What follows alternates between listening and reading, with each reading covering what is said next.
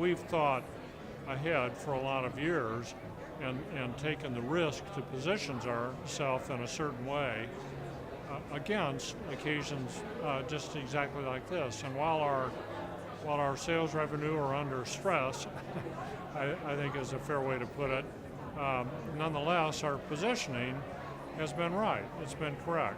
I mean, not everything is perfect, far from it, but we're actually happy with the position that we're in right now, saying things have got to change, and you have to adapt, and you have to be willing to adapt. And change is difficult for everybody. There's nothing new about that.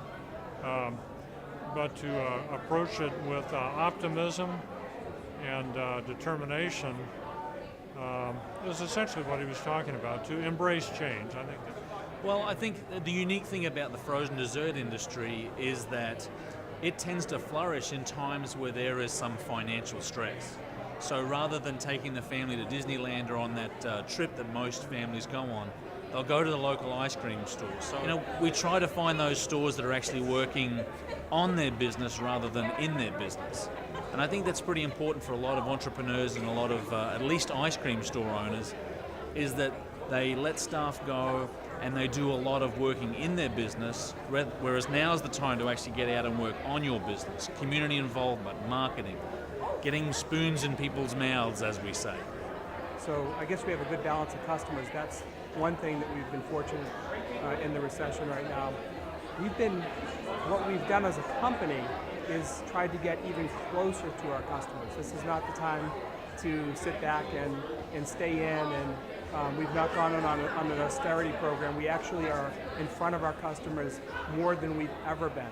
So I always say belly to belly or shoulder to shoulder with our customers.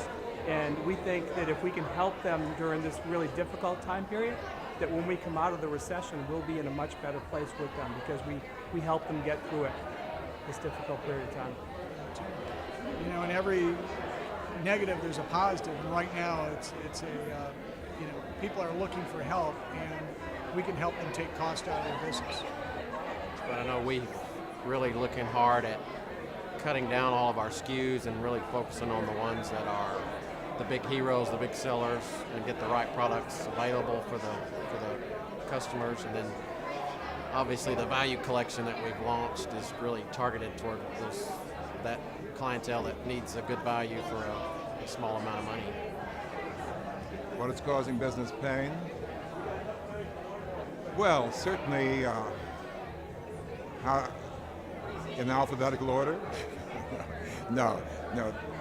I think the specifics are, of course, shrinking businesses. I think what I'm seeing in New York are people who have already put a lot of money into new properties, and we're halfway there, and who are trying to determine whether or not to proceed or to cut their losses.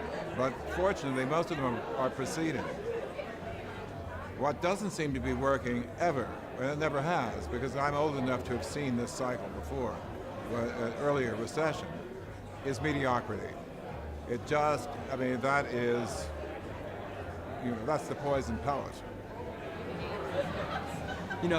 I like to think of it, I don't know why people are so pessimistic. I think you've got to be much more optimistic and be thinking forward versus, being dark in the day. There's a face. People are connecting. People need to connect to the businesses. And that's what we believe in, and that's what we work with our clients to do, and that's what we strive for.